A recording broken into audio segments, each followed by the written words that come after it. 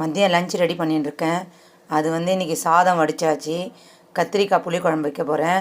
அப்புறம் பாசிப்பருப்பும் சுரக்காவும் போட்டு கூட்டு செய்ய போகிறேன். அதுக்கு பாசிப்பருப்பு வாஷ் பண்ணி எடுத்து வச்சாச்சு. அதில் ஒரு 4 பல் பூண்டு ஆட் பண்ணிக்கிறேன். ஒரு கொஞ்சம் வெங்காயம் ஆட் பண்ணிக்கிறேன். தக்காளி ஆட் பண்ணிக்கிறேன் கொஞ்சோண்டு. அப்புறம் கொஞ்சம் பெருங்காயம் ஆட் பண்ணிக்கினேன். மஞ்சள் தூள் கொஞ்சம் ஆட் பண்ணிக்கினேன். சுரக்காய் வாஷ் பண்ணி வச்சுருக்கேன், அதையும் ஆட் பண்ணிக்கிறேன். இந்த கூட்டில் தேவையான அளவு கொஞ்சம் தண்ணி ஆட் பண்ணிக்கினேன். இப்போ இதில் உப்பு ஆட் பண்ணிட்டேன். உப்பு ஆட் பண்ணி கொஞ்சம் விசில் ஒரு குக்கர் மூடி போட்டு ஒரு 2 விசில் வச்சா கூட்டு ரெடி ஆகிடும். சுரக்காய் பைத்தம்பருப்பு போட்டு கூட்டு ரெடி ஆகிடுச்சு. இதுக்கு தாளிப்பு ரெடி பண்ணிக்கலாம். கூட்டுக்கு தேவையான தாளிப்பு ரெடி பண்ணிக்கிறேன். ஆயில் ஊற்றியாச்சு, கடுகு போட்டாச்சு. அதில் கொஞ்சம் சோம்பு சீரகம்லாம் போட்டாச்சு. இப்போ கருவேப்பிலையும் போட்டாச்சு.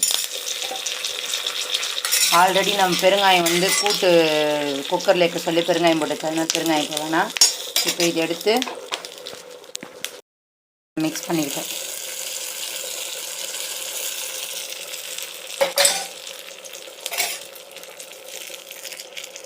கூட்டு ரெடி ஆகிடுச்சு. கத்திரிக்காய் புளிக்குழம்பு செய்கிறதுக்காக பாத்திரத்தை அடுப்பில் வச்சாச்சு. வச்சதுக்கப்புறம் நல்லெண்ணெய் கொஞ்சம் ஊற்றிட்டு அது சூடானோடனே கடுகு போட்டேன். கடுகு போட்டதுக்கப்புறம் கொஞ்சம் சீரகம் போட்டேன். சீரகம் இதுவானோடனே வெங்காயம் கட் பண்ணி வச்சுருந்த ஒரு 1.5 வெங்காயம் அதை போட்டேன். போட்டதுக்கப்புறம் ஒரு 5 பல் பூண்டு குட்டி குட்டியாக கட் பண்ணி அதையும் இதில் போட்டு நல்லா வதக்கிட்டு அதுக்கப்புறம் தக்காளி போட்டிருக்கேன். தக்காளி போட்டு இப்போ வதங்கின்னு இருக்கு.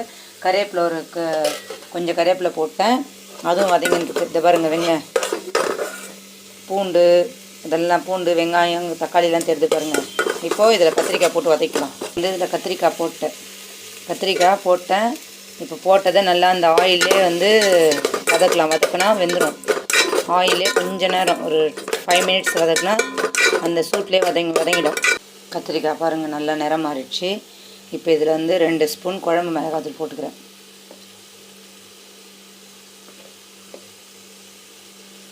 அரை ஸ்பூன் மஞ்சள் போட்டுக்கிறேன். இப்போ போட்டு நல்லா இது வதக்கிட்டு தேவையான அளவு கொஞ்சோண்டு தண்ணி ஊற்றிக்கலாம். ஒரு 1/2 டம்ளர் தண்ணி, தேவையான அளவு 1/2 டம்ளர் தண்ணி ஊற்றிக்கலாம். கத்திரிக்காய் இதுவாகட்டும். அப்புறம் நம்ம புளி கரைச்சி இது பண்ணிக்கலாம். ஆல்ரெடி புளி ஊற வச்சுட்டுக்கிறேன், ஒரு லெமன் சைஸ் புளி, அது கரைச்சி வச்சுக்கலாம். இது கத்திரிக்காய் வேகட்டும். கத்திரிக்காய் நல்லா வெந்துடுச்சு. கத்திரிக்காய் வெந்தோடனே புளி கரைச்சி வச்சுருக்கேன்ல அதை ஆட் பண்ணிக்கலாம். கொஞ்சம் நேரத்தில் புளிக்குழம்பு ரெடி ஆகிடும். கத்திரிக்காய் புளிக்குழம்பு, கத்திரிக்காய் புளிக்குழம்பு ரெடி ஆகிடுச்சு. இப்போ இது ரசத்துக்கு தேவையான தாளிப்பு ரெடி பண்ணிட்டுருக்கேன். கரண்டி வச்சுட்டேன், ஆயில் ஊற்றியாச்சு, அதில் கடுகு போட்டாச்சு. இங்கே புளி கரைச்சி வச்சிட்டேன். அதில் உப்பும் போட்டாச்சு, கல் உப்பும். அப்புறம் இப்போ தக்காளி பழம் நல்லா நைஸாக அரைச்சி போட்டிருக்கேன். அப்புறம் மிளகு சீரகம் பூண்டு ஒரு காஞ்ச மிளகாய் போட்டு எல்லாத்தையும் மிக்சியில் அரைச்சி வச்சுருக்கேன். இப்போது இந்த இது வாங்கிட்டுருக்கு. இப்போ இதில் கருவேப்பிலை போட்டுக்கலாம். இப்போ ஆயில் காஞ்சிடுச்சு. இப்போ கருவேப்பிலை போட்டுக்கலாம்.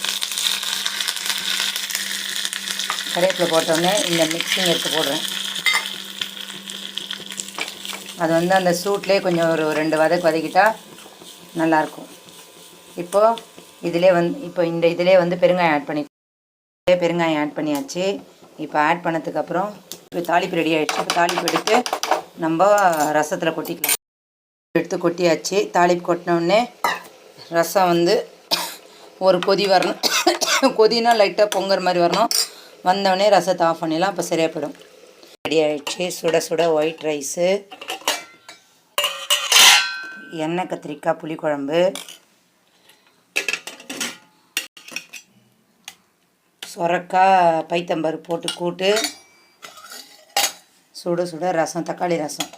வாங்க சாப்பிடலாம். பிடிச்சிருந்தா லைக் பண்ணுங்கள், ஷேர் பண்ணுங்கள், சப்ஸ்கிரைப் பண்ணுங்கள். Thank you friends.